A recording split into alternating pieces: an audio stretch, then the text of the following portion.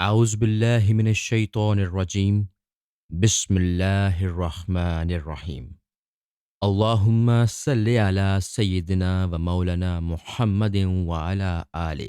سیدنا و مولانا محمد وبارک وسلم۔ باب نمبر 5، تصوف کی ماہیت۔ بہشت کی کنجی مساکین اور صابر فقراء کی محبت ہے۔ حضرت نافع رضی اللہ تعالی عنہ حضرت ابن عمر رضی اللہ تعالی عنہ سے روایت کرتے ہیں کہ رسول اللہ صلی اللہ علیہ وسلم نے فرمایا کہ ہر شے کی ایک کنجی ہے، اور جنت کی کنجی مساکین اور صبر کرنے والوں سے محبت کرنا ہے کہ یہ لوگ قیامت کے دن اللہ تعالیٰ کے ہم نشین ہیں۔ بس یہی فقر تصوف کی ماہیت میں موجود ہے، اور یہی اس کی اساس اور اس کا قوام ہے۔ اس پر وہ قائم ہے اور یہی اس کی بنیاد ہے۔ حضرت رودیم رحمۃ اللہ علیہ کا قول۔ حضرت رودیم رحمۃ اللہ علیہ فرماتے ہیں کہ تصوف 3 خصلتوں پر مبنی ہے۔ اول، تمسک بالفقر و افتقار، فقر اور محتاجگی کو اختیار کرنا۔ دوم، بذل و ایثار ہونا۔ سوم، تعرض اور اختیار کو ترک کرنا،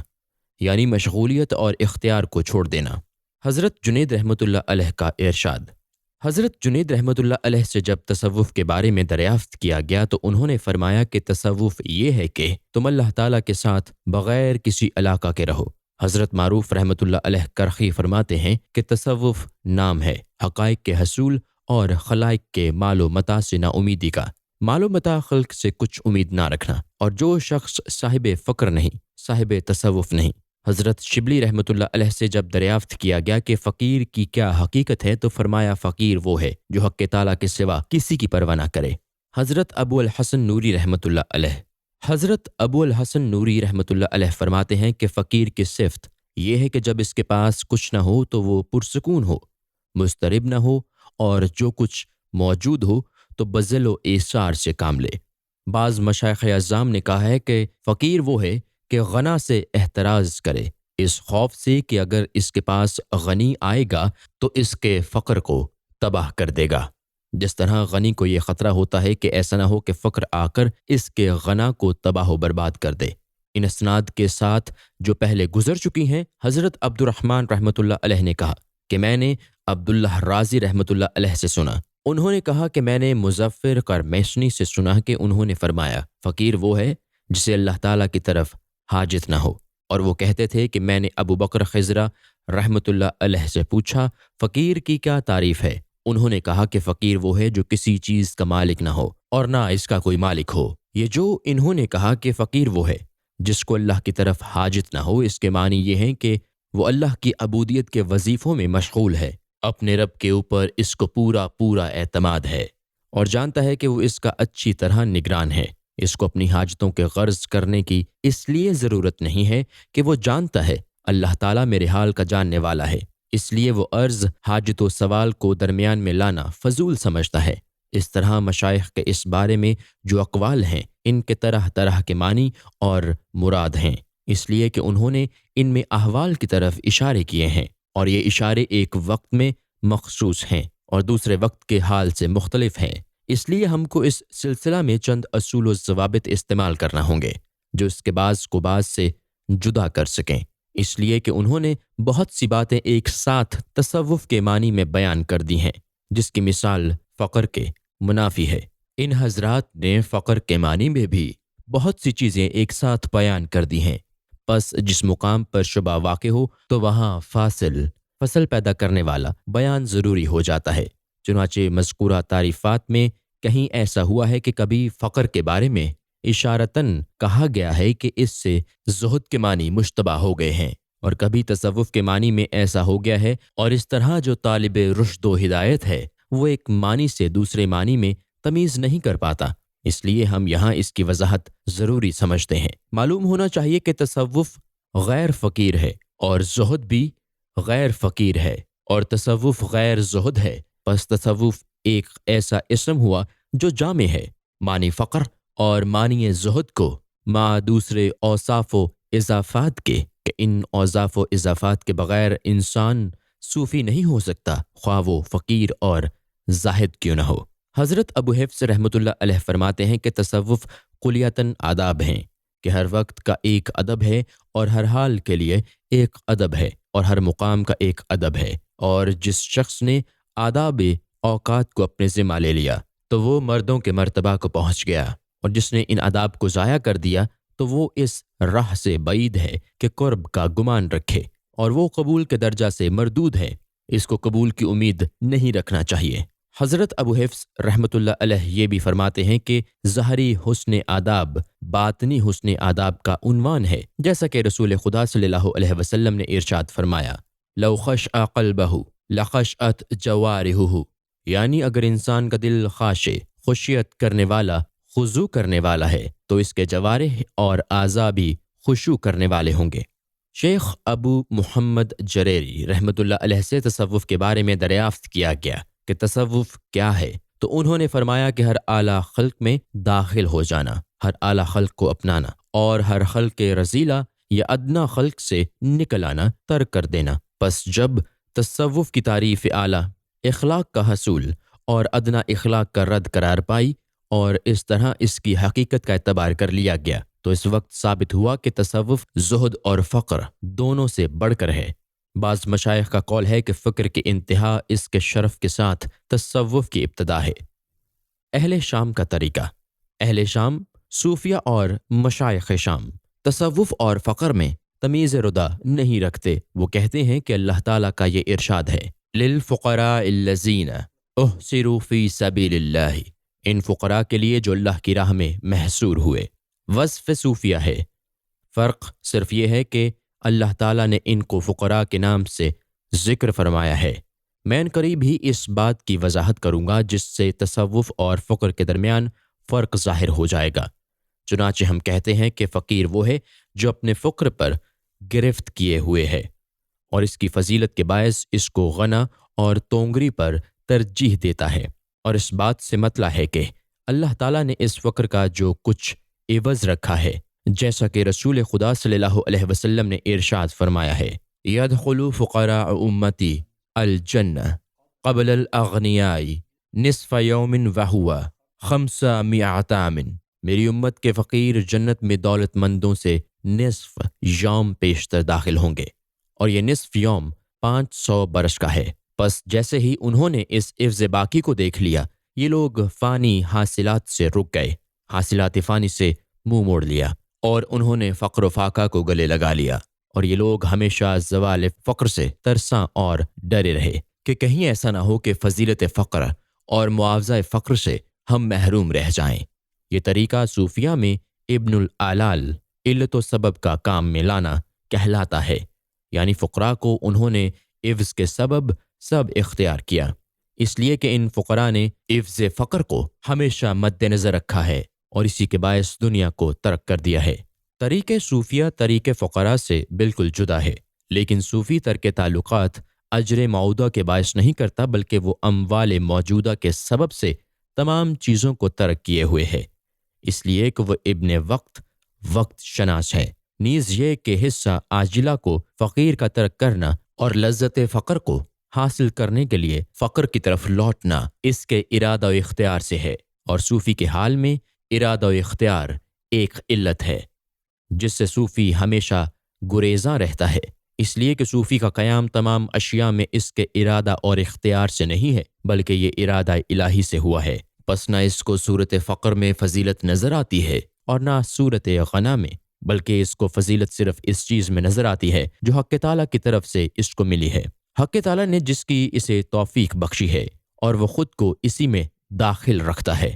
اور اس کو اس بات پر یقین ہے کہ اس دخول کا حکم اس کو اللہ تعالیٰ کی طرف سے ملا ہے، یعنی صوفی جس حال میں داخل ہے اس حال میں اس کا دخول حکم الہی سے ہوا ہے، اس کے اختیار و ارادہ کو کچھ دخل نہیں ہے، اور کبھی وہ بحکم الہی آسودگی کی حالت میں آ جاتا ہے جو فقر کے خلاف ہے، لیکن اس حالت آسودگی میں بھی وہ خود کو فضیلت سے ہمکنار پاتا ہے کہ اس آسودگی میں بھی اس کا دخول اللہ تعالیٰ کے حکم سے ہی ہوا ہے، نہ کہ اس کے ارادہ و اختیار سے۔ جب وہ اس وسعت میں داخل ہو جاتا ہے تب بھی وہ اس کی مزید کشادگی فسحت کی کوشش نہیں کرتا، اس کشادگی میں دخول صرف صادقین کا حصہ ہے،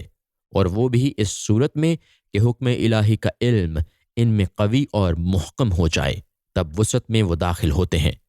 اور اس حال وسعت میں لغزش قدم کے خطرات ہیں اور مدعین کے دعوے کے لیے ایک دروازہ موجود ہے۔ اس حال وسعت میں پہنچ کر اکثر حضرات کے قدموں کو لغزش ہو گئی ہے اور وہ دعوی قرب کر بیٹھے ہیں، حالانکہ کوئی حال ایسا نہیں ہے کہ جس کے ساتھ صاحب حال متحقق ہو، مگر یہ کہ اس کی حکایت کو ایک امر محال سمجھا جاتا ہے،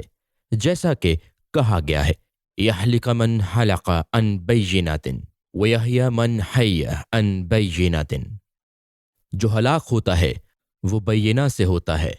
اور جو زندہ ہوتا ہے وہ بھی بینہ سے ہوتا ہے۔ فقر تصوف کی اساس ہے۔ اب جب کہ ظاہر ہو چکا ہے کہ فقر اور تصوف کا فرق واضح ہو گیا، ہاں یہ ضرور ہے کہ فقر تصوف کی اساس ہے اور اس کے ساتھ معنوی رابط اور قوام ہے کہ تصوف کے مراتب تک فقر کے راستہ سے پہنچا جا سکتا ہے۔ اس کے یہ معنی نہیں ہے کہ تصوف کے وجود سے فقر کا وجود لازم آتا ہے۔ حضرت جنید رحمۃ اللہ علیہ فرماتے ہیں کہ تصوف یہ ہے کہ وہ تجھ کو تجھ ہی سے مارے اور اسی سے آپ تجھے زندہ کرے،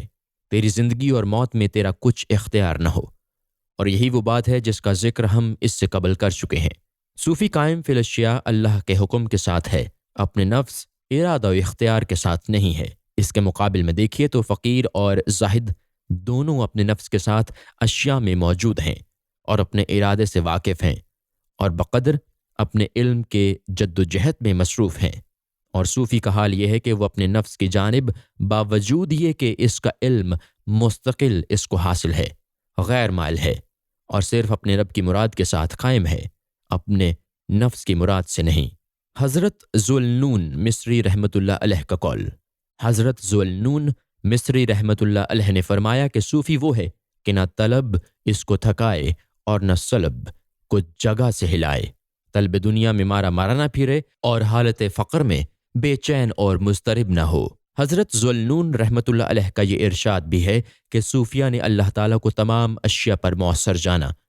اور اس کو برگزیدہ و مقدم رکھا، تو اللہ تعالیٰ نے بھی ان کو تمام اشیاء سے برگزیدہ فرما دیا، اور ان کے اثار سے ایک بات یہ ہے کہ انہوں نے اپنے نفوس کے علم پر علم الہی کو اور اپنے نفوس کے ارادے پر ارادہ الہی کو پسند کیا ہے اور علم نفس اور ارادہ نفس کو ترک کر دیا ہے۔ بعض صوفیہ سے کچھ لوگوں نے دریافت کیا کہ ہم گروہ کی صحبت اختیار کریں، کن لوگوں کے پاس بیٹھیں، تو انہوں نے کہا کہ صوفیہ کے پاس، کہ بڑے ان کی نظر میں عذر کے باعث غریض ہیں، بڑے اپنے عمل کے اعتبار سے ان کی نظر میں عریض ہیں، اور اس صورت میں یہ خدشہ باقی نہیں رہے گا کہ وہ تم کو بڑے لوگوں کی طرح سمجھیں اور اس طرح تمہارے نفس میں عجب و غرور پیدا کریں، اور نہ تم اس کو ان کی صحبت میں اپنی پستی کا احساس ہوگا کہ وہ لوگ قبیح کو معذور سمجھتے ہیں۔ یہ وہ علم ہے جو نہ فقیر کے پاس موجود ہے اور نہ زاہد کے پاس، اس لیے کہ زاہد ترک کی عظمت نہیں کرتا، ترک کو برا سمجھتا ہے، اور اسی طرح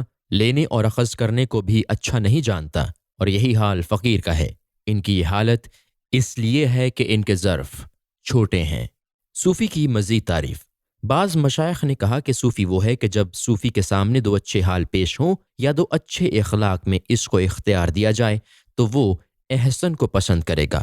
لیکن فقیر اور زاہد یہ دونوں پوری تمیز دو اچھے اخلاق میں نہیں کرتے، بلکہ وہ اخلاق سے بھی اسی کو اختیار کر لیتے ہیں جو ترک کی طرف مائل ہو اور مشاغل دنیا سے باہر جانے کی ان کو دعوت دے۔ پس فقیر اور زاہد اس انتخاب میں بھی اپنے علم سے فیصلہ کرتے ہیں، لیکن صوفی کا یہ حال ہے کہ وہ اپنے انابت اور صدق کے التجا اور حز قرب کے باعث احسن و اشراف کا فیصلہ خود نہیں کرتا، بلکہ اس کے انکشاف کا من جانب اللہ خواستگار ہوتا ہے کہ اس کو تو خط اپنے رب کی حضوری اور مکالمہ سے ہے، وہ اس کا خواستگار ہے اور احسن خلق کے لیے اور مشورہ انتخاب کے لیے اشارہ کا منتظر رہتا ہے۔ حضرت ردیم رحمۃ اللہ علیہ فرماتے ہیں کہ اپنے نفس کو اللہ تعالیٰ کے ساتھ اس کی مرضی پر چھوڑ دینا تصوف ہے، جیسا وہ چاہے اور پسند کرے۔ جناب عمرو بن عثمان المکی فرماتے ہیں کہ تصوف یہ ہے کہ بندہ ہر وقت اس حال میں مشغول رہے جو اس وقت میں افضل و اول ہے، اقتدائے وقت کا خیال رکھے جو اس وقت میں فضل اولی ہے، اس کو اختیار کرے۔ تصوف کا اول و وسط و آخر، بعض مشائخ نے فرمایا ہے کہ تصوف کا اول علم ہے اور اس کا وسط عمل ہے اور آخر محبت ہے، عنایات ایزدی، اور اسی سلسلہ میں بھی کہا گیا ہے کہ تصوف نام ہے ذکر با جماعت وجد یا سماعت اور عمل بے تقلید و بیت کا۔ بعض حضرات کا قول ہے کہ تصوف ترک تکلف اور بذل روح کا نام ہے۔ حضرت سہل بن عبداللہ تستری رحمۃ اللہ علیہ کا ارشاد۔ حضرت سہل بن عبداللہ تستری رحمۃ اللہ علیہ فرماتے ہیں کہ صوفی وہ ہے جو قدورت سے صاف، فکر سے خالی اور اللہ کے لیے انسانوں سے منقطع ہے، اور جس کی نظر میں سونا اور مٹی برابر ہے۔ بعض ارباب تصوف سے جب اس کے بارے میں دریافت کیا گیا تو انہوں نے فرمایا کہ مخلوق کی موافقت سے دل کو صاف کرنا، اخلاق طبی سے الگ ہونا، صفات بشری سے سرد ہو جانا، جمود پیدا کرنا، نفسیاتی خواہشات سے الگ تھلگ ہو جانا، صفات روحانیہ کی منزلیں بننا، علوم حقیقیہ سے تعلق پیدا کرنا، اور شریعت میں حضرت رسول خدا صلی اللہ علیہ وسلم کی کامل اتباع کرنے کا نام تصوف ہے۔ حضرت ذوالنون مصری کو ایک عورت کا جواب۔ حضرت ذوالنون مصری رحمۃ اللہ علیہ فرماتے ہیں کہ میں نے سواحل شام میں کسی جگہ ایک خاتون کو دیکھا۔ میں نے اس خاتون سے دریافت کیا کہ بی بی تم کہاں سے آئی ہو؟ اس خاتون نے جواب دیا کہ میں ان لوگوں کے پاس سے آئی ہوں جن کے بارے میں اللہ تعالیٰ نے فرمایا ہے تتجافا جنوبہم عن المضاجع،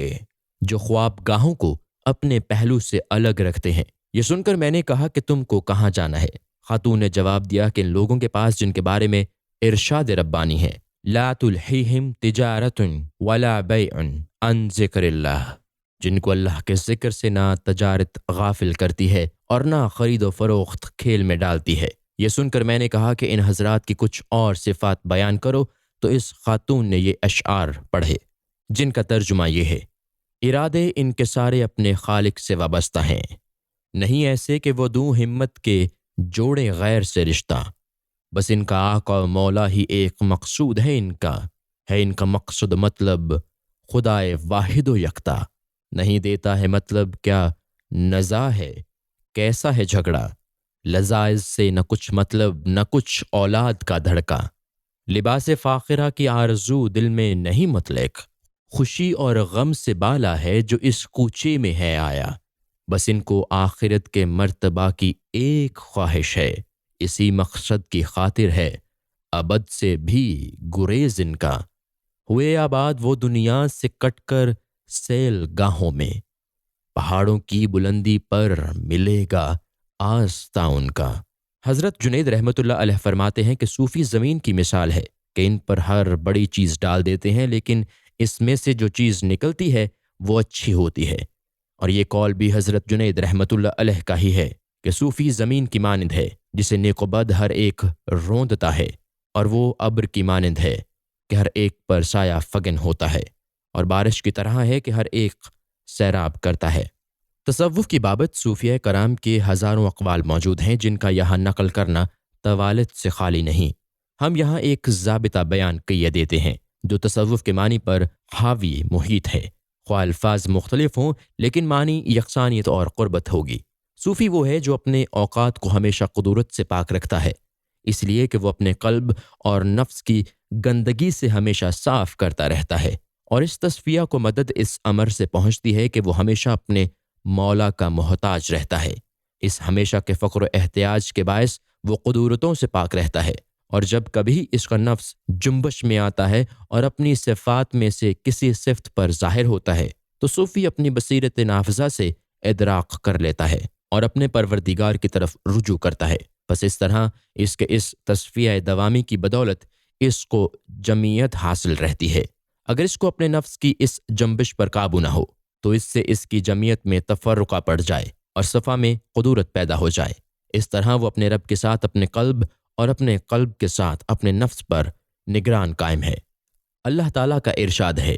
کونوا قوامین للہ شہداء بالقسط، تم اللہ کے لیے قائم اور سیدھے گواہ عدل کے ساتھ ہو۔ یہی قوامیت نفس پر اللہ کے لیے بالتحقیق تصوف ہے۔ بعض ارباب تصوف کا ارشاد ہے کہ تصوف سراپا اضطراب ہے، سراپا اضطراب کا نام تصوف ہے، اور وقوع سکون تصوف نہیں ہے، اور راز اس میں یہ ہے کہ روح بارگاہ الہی کی طرف کھینچی گئی ہیں۔ مقصد اس کا یہ ہے کہ صوفی کی روح مقامات قرب کی طرف انجذاب کی گھات میں ہر وقت لگی رہتی ہے۔ یہی دوام اضطراب و سراپا اضطراب ہے۔ حالانکہ نفس اپنی حالت وضیعہ میں جس طرح کہ وہ بنائی گئی اور وضع کی گئی اپنے عالم نفوس کی طرف تہنشین ہونے والی ہے، جہاں سکون ہی سکون ہے، لیکن اس کے ساتھ ہی ساتھ انقلاب، الٹا پلٹنا بھی لگا ہے۔ رسوب کو ہمیشہ الٹا پلٹا بھی جاتا ہے۔ پس صوفی کے لیے حرکت دوام ضروری ہے، لیکن اس طرح کہ اس کے ساتھ ساتھ افتقار، فقر و محتاجی اور دوامی فرار کے صفات بھی موجود ہوں، اور اس کے ساتھ ثابت نفس کے مواقع پر بھی اس کی نظر ہو، جانتا ہو کہ نفس کب اور کہاں ثواب اندیشی سے کام لے رہا ہے۔ ایسے مواقع پر فرار نافع نہیں ہوگا، بلکہ قرار کی ضرورت ہوگی، بشرطے کہ صوفی ان مواقع کی چھان بین کرتا ہے۔ اب جو کوئی ہماری ان باتوں سے آگاہ ہو گیا، وہ تصوف کے معنی میں ان تمام متفرقات کو پائے گا جو اشارات میں بیان کیے گئے ہیں، یعنی تصوف کی تعریف میں جو متفرق اشارات کیے گئے ہیں وہ سب یہاں یکجا کر دیے گئے ہیں۔ السلام علیکم۔ پوری کتاب دیکھنے کے لیے ہمارے یوٹیوب چینل صوفی سما کی پلے لسٹ میں جائیں۔ یہاں آپ کو مختلف بزرگوں کی کتابیں ملیں گی، اور جو کتاب پوری نہ ہوئی اس پر کام تیزی سے ہو رہا ہے اور ریگولر بیسس پر اپلوڈ ہوتی رہتی ہیں۔ آپ سے گزارش ہے کہ آپ ہمارے یوٹیوب چینل کو سبسکرائب کر لیں اور بیل نوٹیفیکیشن پر کلک کر لیں تاکہ ہماری آنے والی کتابیں آپ کو ملتی رہیں۔ جزاک اللہ خیر۔